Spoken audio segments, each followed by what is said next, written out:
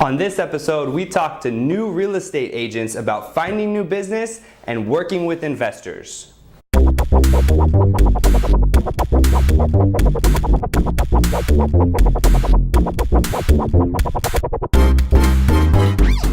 What's up, everybody? This is Jason Cassidy with City Consulting Group in downtown San Diego. I'm coming to you with Ask a Realtor episode 12. Thanks for tuning back in. Make sure you visit me on Twitter at jcassidy. You can also ask me questions using the hashtag Ask a Realtor. I browse the hashtag all the time looking out for new questions, so thank you so much. Keep them coming in.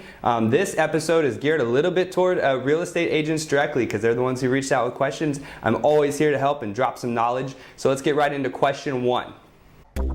How can new real estate agents get clients? Question one, how does a new real estate agent find new business? It's a fantastic question, one that I pondered a lot in my early years. I broke it down to two basic categories. You have your sweat equity and you have your check equity, right? And your check equity is gonna encompass paying for everything. You know, your big farms or buying Zillow ads or online, all that type of stuff. So what I'm gonna focus on here for a new real estate agent is your sweat equity, because that's probably where a lot of new agents are, is in the sweat equity area. So sweat equity, you're talking about door knocking, open houses, things that are free. I mean, breaking it down even to this level where you jump on YouTube and you talk to people about what's going on in your business and you start generating leads that way. So, I mean, anything that you can think of that doesn't require money right away, I would throw into the sweat equity bucket. And those are the things that the new real estate agents are going to be really focusing on. So once you have established yourself with, you know, you've had clients, so you've done a lot of door knocking, you've done a lot of open housing, things like that, and you start getting some past clients and some referral business and whatnot,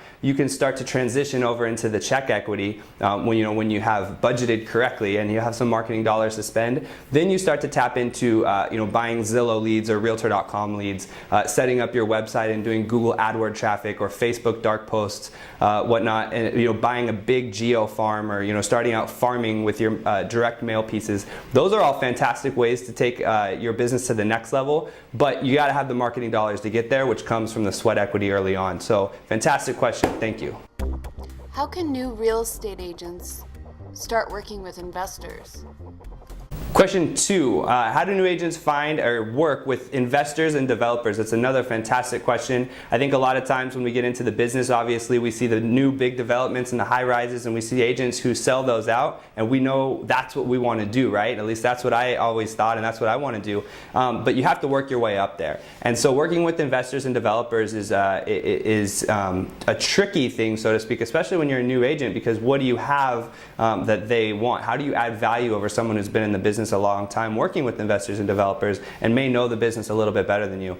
Well, here's how to find the investors and developers. I think early on, you start out looking for maybe even flippers or small-time developers, and you can do that actually by going into your MLS and you start looking through the properties that look like they have been flipped, right? And so key indicators of those would be maybe staged properties, properties with no refrigerator in the pictures. If you're noticing they don't have a refrigerator, maybe new hardwood flooring, staged. Those have probably been flipped or renovated somehow, somewhat recently. So what you would do then is you can actually go into the title report, see the name of the owner. A lot of times it's a business, an LLC or whatnot, and more than likely that's a flipper or an investor or a small-time developer.